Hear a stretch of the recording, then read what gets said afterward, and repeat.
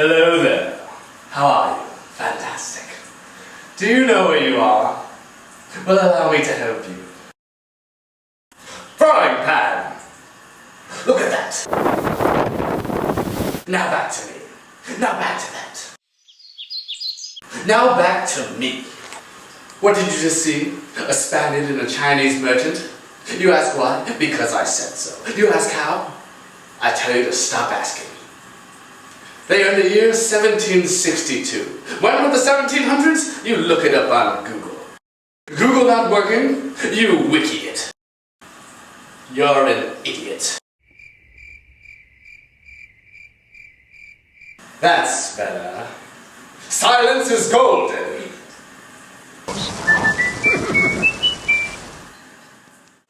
Betty! Stop acting like they are Old Spice guy and get to the team already! You're wasting our time! Mabuti. Sasama ko ay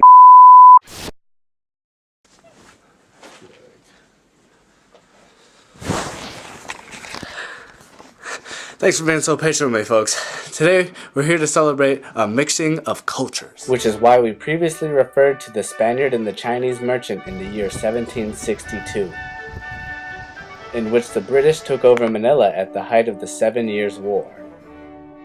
Needless to say, this didn't sit well with the Spaniards, who had control over the Philippines through a friarocracy.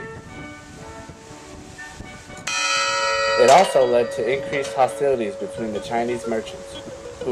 But let's move away from the violence for a minute to highlight an example of cooperation and a surprising friendship that overcame race to find common ground in none other than food. Meanwhile, in the Philippines, My family has no food and they're tired of my cooking.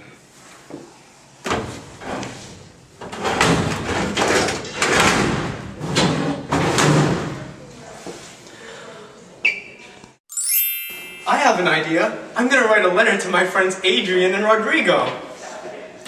Dear friends, my longtime pen pals from afar, I hope all has been well.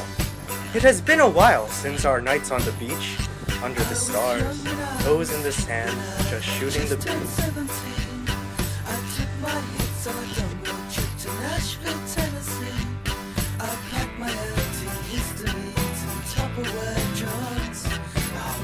My rice farm has grown larger than the vast countryside conquered by Alexander the Great.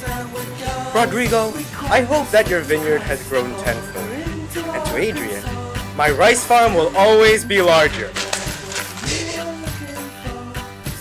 However, the purpose of this letter is to extend an invitation to come to the culmination of 3 nations worth of food. In search for a new cuisine for my family, I have come to the realization that, together, our cuisines will reign supreme. So friends, come to my farm and teach me the ways of your culinary expertise. All the best, Mark.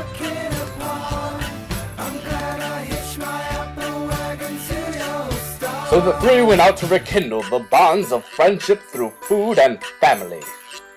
We never ever made it down to Nashville in the end, and no one ever signed us to the country disco band.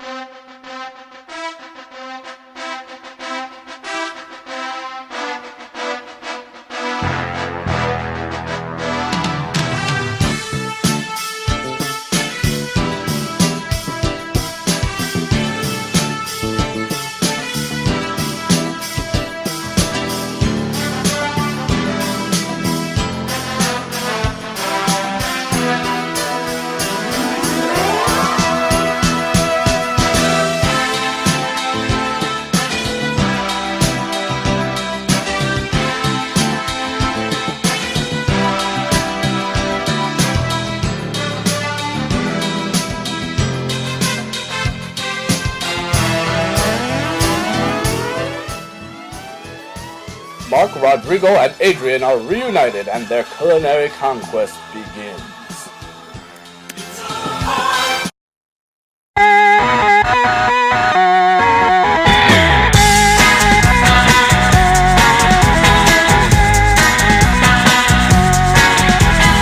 Wind me up.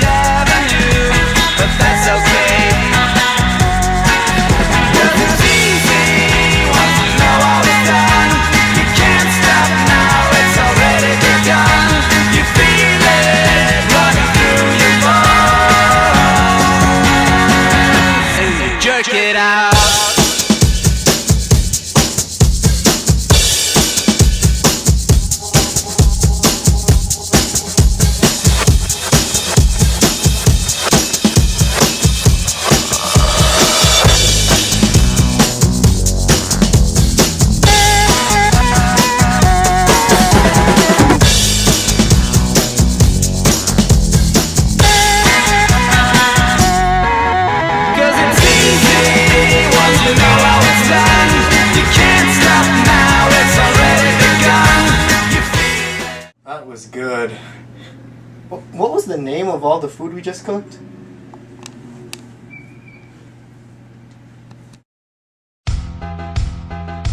For the appetizer, I have prepared pan de sal, the Spanish gift of bread in the form of soft rolls with a crisp crumb crust served with an ube butter. For the entree, I have prepared renong talong. Reno is the Spanish technique of stuffing, and this dish features roasted eggplant omelets stuffed with a mushroom filling. And for the dessert, I have prepared leche flan, a dessert adapted from the Spanish flan, featuring a soft egg custard with a golden caramel topay.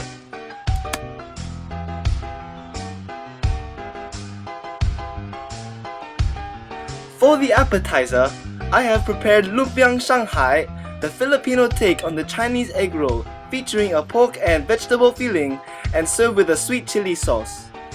For the entree, I have prepared pancit guisado, a dish highlighting the Chinese import of noodles, featuring stir-fried egg and rice noodles, vegetables, and tofu. For the dessert, I have prepared hopia, the Filipino take on the Chinese mooncake, featuring a flaky crust and sweet mung bean filling.